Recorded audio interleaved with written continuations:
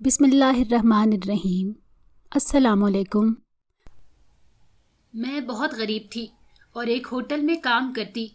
راستے میں ایک لال حویلی آتی جس کے بارے میں مشہور تھا کہ جو اس میں جاتا ہے بہت امیر ہو جاتا ہے۔ میں امیر بننا چاہتی تھی۔ ایک دن ہمت کر کے اس حویلی کے اندر چلی گئی تو سامنے دیکھتے ہی میری روح لرز گئی کہ وہاں تو ارم کی ماں اس کے بچپن میں ہی وفات پا گئی تھی۔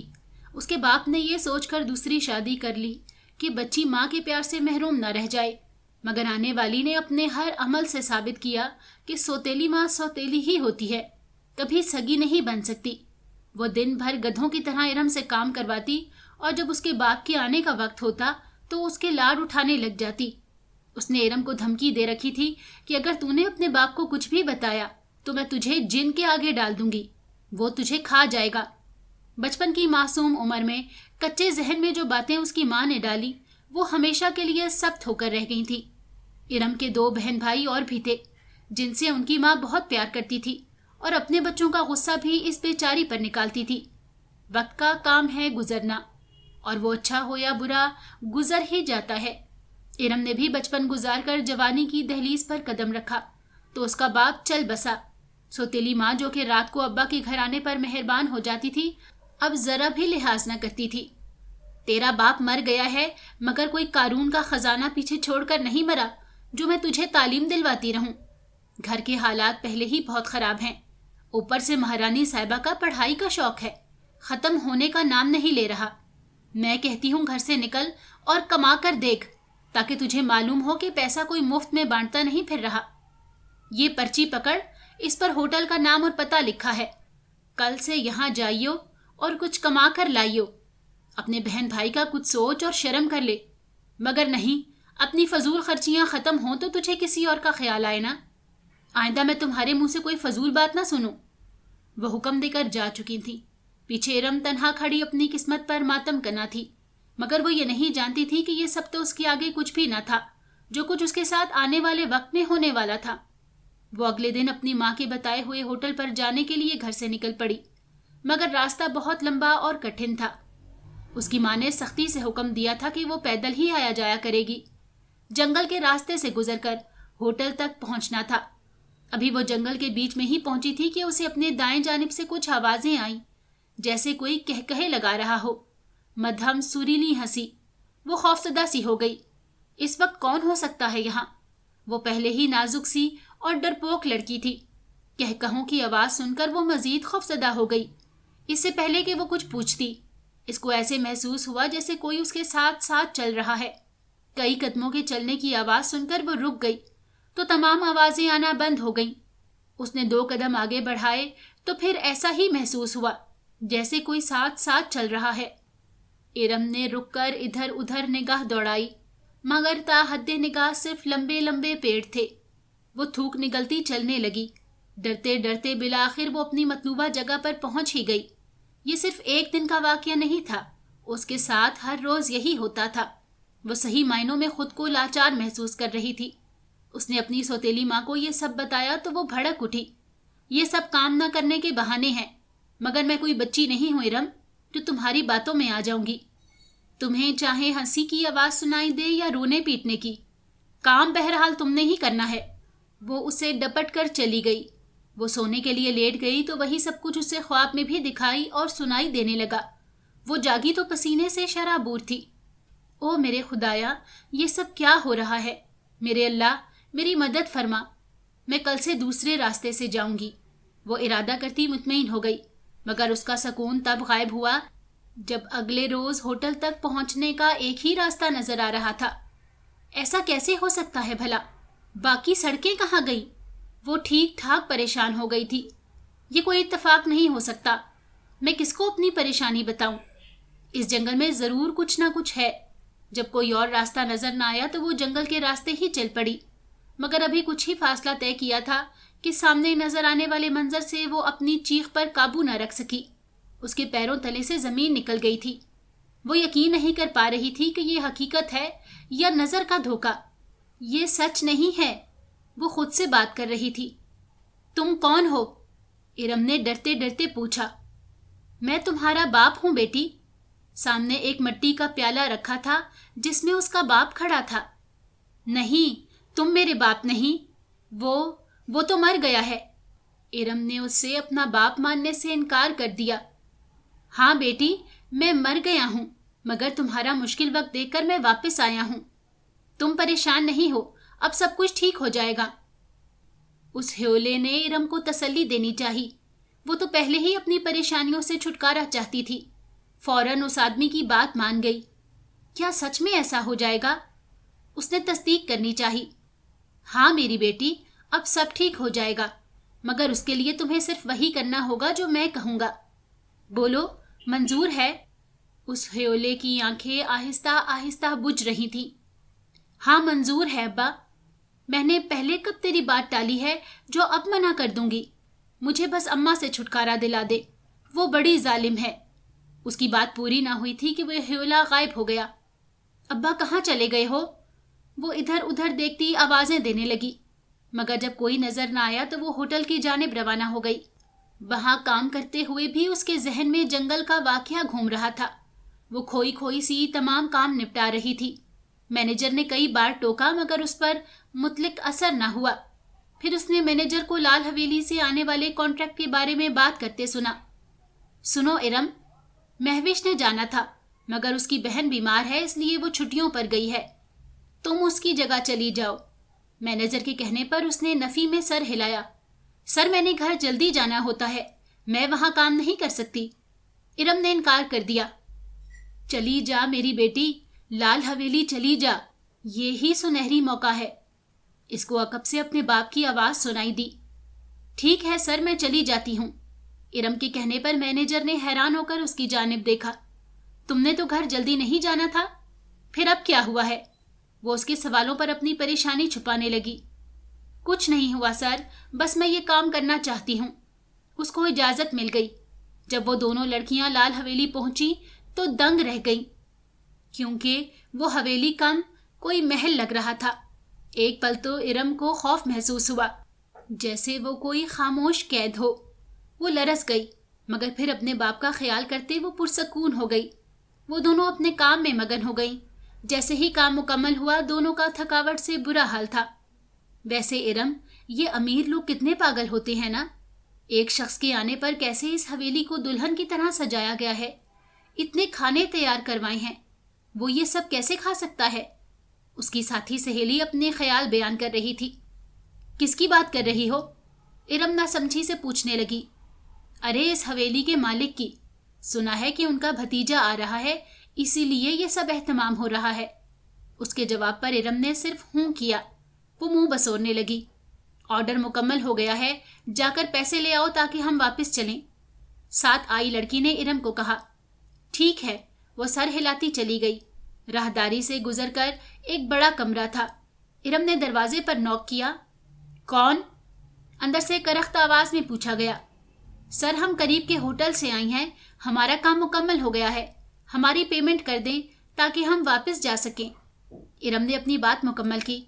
दूसरी जानिब खामोशी छाई रही। ठीक है, बिल दो। बंद दरवाजे के बीचों बीच से एक स्याह हाथ बाहर आया। इरम डर गई थी। ये सब अनहोनी बातें मेरे साथ ही क्यों होती हैं, या बाकी लोगों के लिए ये नॉर्मल है? उसने डरते डरते बिल उसके हाथ पर रखा। हाथ दरवाजे पर से गायब हो गया। अपना हाथ आगे करो। अंदर से वही करख्त आवाज आई। इरम, ऐसा ना करना। उसे अपनी साथी सहेली की दर्दनाक आवाज सुनाई दी तो वो बौखलाकर इधर उधर देखने लगी, मगर वहां चार सू खूबसूरती और खामोशी का राज था। लड़की, तुम्हें क्या कम सुनाई देता है? अंदर कमरे में मौजूद आदमी चीखा। नहीं, ठीक सुनाई देता है।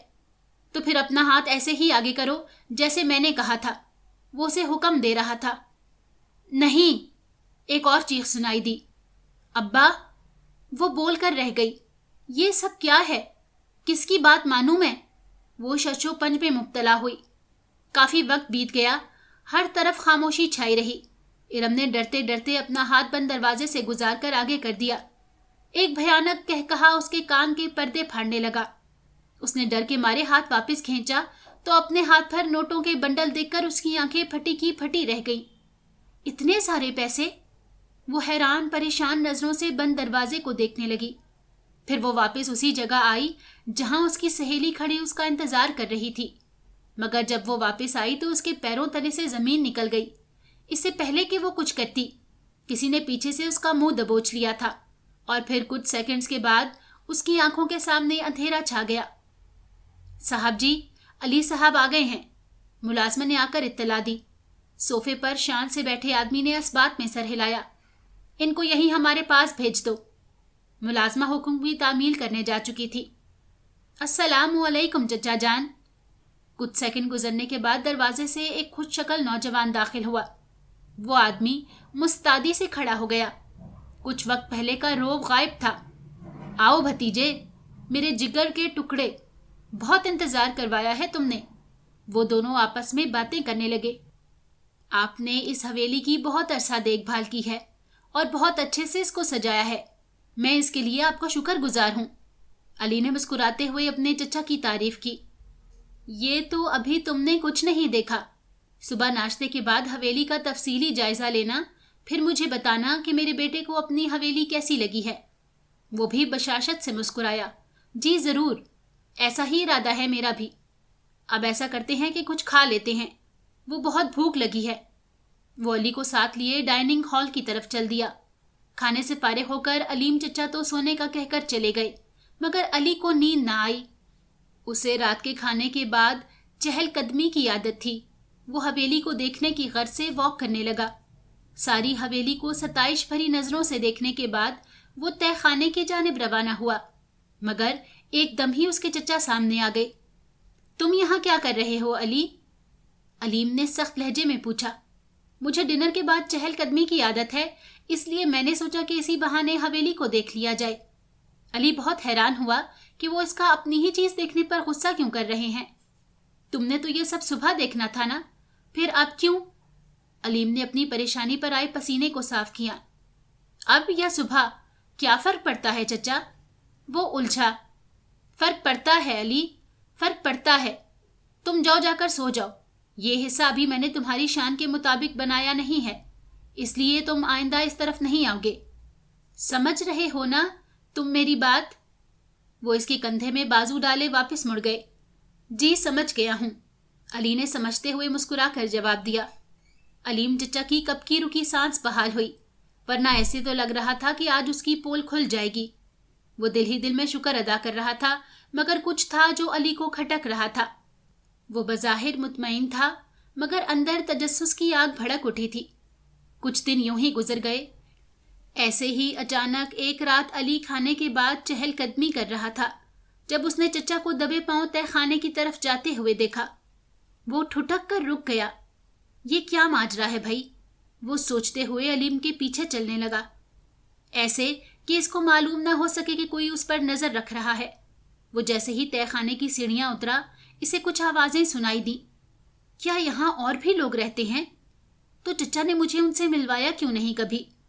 یا یہ مزدور لوگ ہوں گے جو اس جگہ پر کام کرتے ہیں؟ چچا نے بتایا تو تھا کہ وہ اس جگہ پر کام کروا رہے ہیں۔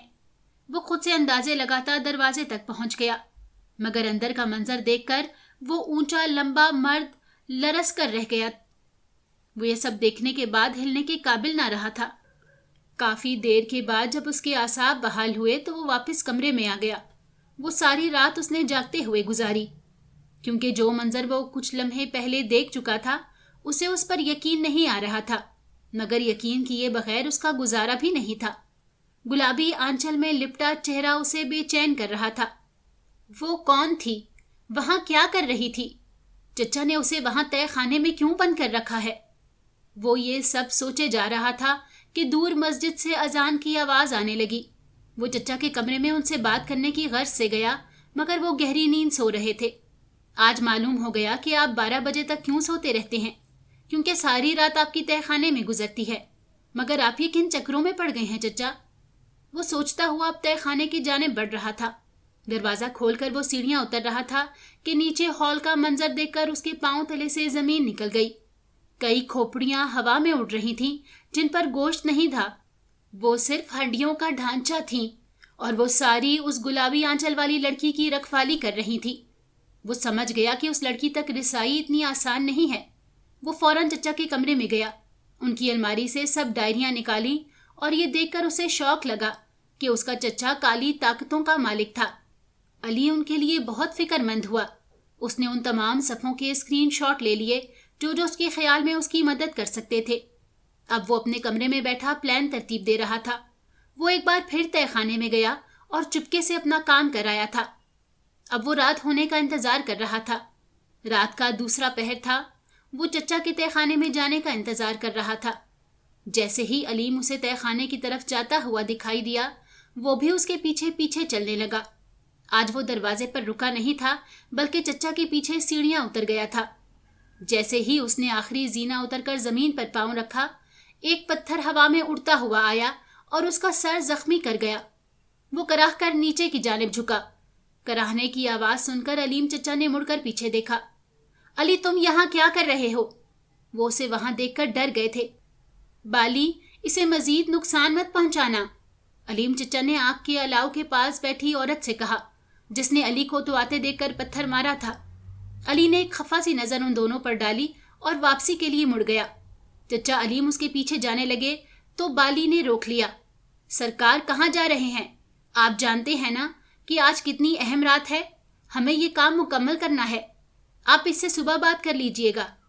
علیم کو بالی کی باتوں میں وزن لگا تو وہ اس بے ہوش لڑکی کے پاس بیٹھ گیا۔ میں تو کہتی ہوں کہ آج اس ارم کا کام بھی تمام ہی کر دو سرکار، وہ مکروہ ہنسی ہنستے ہوئے بولی۔ اس کو ابھی نہیں استعمال کرنا، پہلے اس کی دوست سے کام لیتے ہیں۔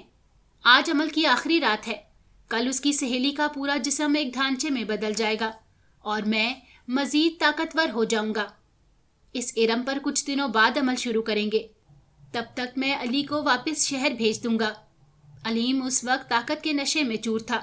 وہ صحیح اور غلط کی پہچان کرنے میں بے بس تھا، مگر علی بے بس نہیں تھا اور یہ اس نے ثابت کر دیا تھا جب ایک جھٹکے سے تہہ خانے کا دروازہ کھلا۔ اس سے پہلے کہ بالی اور چچا علیم کچھ سمجھتے، ہر طرف اٹھتے دھوئیں کے مرغولوں میں سب کچھ مٹتا ہوا دکھائی دینے لگا۔ وہ کوئی منتر پڑھتے ہی تو کس جانب دیکھ کر پڑھتے، دھوئیں کے چھٹتے جیسے ہی آنکھیں کچھ دیکھنے کے قابل ہوئیں، ان پر آسمان ٹوٹ پڑا۔ تہہ خانے سے دونوں لڑکیاں غائب تھیں اور ان کا سارا سامان تہس نہس ہو چکا تھا۔ وہ غم و غصے کی حالت میں دروازے کی جانب بڑھے، مگر یہ دیکھ کر مزید آگ بگولا ہو گئے کہ دروازہ باہر سے لاک تھا۔ انہوں نے بہت سے عمل پڑھے مگر دروازے کو نہیں کھلنا تھا تو وہ نہیں کھلا۔ عجیب بے بسی اور غصے کی حالت میں وہ ادھر ادھر چکر لگا رہے تھے۔ علی اتنا طاقتور کیسے ہو سکتا ہے؟ یہ سوچتے ہوئے علیم چچا کے پیٹ میں مروڑ اٹھ رہے تھے۔ آج میری الماری سے ڈائری غائب تھی، اگر وہ علی کے ہاتھ لگی ہے تو پھر بھی وہ اتنا طاقتور نہیں ہو سکتا کہ مجھے ہرا دے۔ میں نے اپنی شکست ان ڈائریوں میں نہیں لکھی، وہ کیسے میری بازی پلٹ گیا؟ کیا بھائی صاحب؟ مگر نہیں، یہ نہیں ہو سکتا، انہیں تو میں نے… ارم جیسے ہی ہوش میں آئی، اپنے سامنے ایک اجنبی کو دیکھ کر پریشان ہو گئی۔ آپ کون ہیں؟ اور میں کیا سو گئی تھی؟ وہ علی کو کافی پریشان لگی۔ دیکھیں، مجھے گھر چھوڑ آئیں پلیز، ورنہ میری امی مجھے جان سے مار دیں گی۔ وہ گھبرائی ہوئی علی کو بہت معصوم لگی۔ آپ یہاں کس لیے آئی تھی؟ علی کے پوچھنے پر اس نے سب بتا دیا۔ پھر علی نے پوچھا کہ وہ کس تاریخ کو آئی تھی۔ ارم کے بتانے پر وہ سناٹے میں آ گیا۔ سب حساب اس کے سامنے تھا۔ پھر علی نے اسے سب بتا دیا کہ اسے یہاں آئے 40 دن بیت چکے ہیں اور اس کی دوست کو وہ نہیں بچا سکے گا کیونکہ اس کا چچا کالی طاقتوں کا مالک تھا اور وہ تقریباً اس پر اپنا عمل مکمل کر چکا ہے، آج رات کا کچھ حصہ، اور پھر وہ مر جائے گی۔ ارم یہ سب سن کر رونے لگی۔ دیکھیں پلیز، آپ روئے نہیں، رحم کریں مجھ پر۔ ارم اس کے لہجے پر رونا بھول چکی تھی۔ کیا مطلب ہے آپ کی بات کا؟ اس نے حیران نظروں سے علی کی جانب دیکھا۔ مجھے آپ بہت اچھی لگی ہیں، اسی لیے میں نے اپنے چچا سے ٹکر لے کر آپ کو بچایا ہے۔ میں آپ کو اپنی زندگی میں شامل کرنا چاہتا ہوں، کیا آپ میرا پرپوزل ایکسیپٹ کریں گی؟ علی کے مضبوط لہجے کی سچائی پر ارم کو یقین آ گیا تھا۔ اس نے مسکراتے ہوئے اس بات میں سر ہلا دیا۔ Very good. علی نے ارم کو اپنی ذات کے ہر راز سے آگاہ کرنے کا فیصلہ کیا، جسے وہ سن کر پرسکون ہو گئی تھی۔ آپ شادی کے لیے میری امی سے بات کرنا۔ ارم کی بات سن کر علی خاموش ہو گیا जो कि इरम को भी महसूस हुआ, मगर उसने पूछना मुनासिब न समझा कि कौन से दोनों के दरमियान कोई अहदो पैमा हुए थे, वो जो हक से लड़ती या कुछ पूछती। उसने खामोश रहना ही मुनासिब समझा। अगले रोज अली ने अपने चचा से बात करने का फैसला किया। वो तहखाने का दरवाज़ा खोलकर अंदर दाखिल हो गया।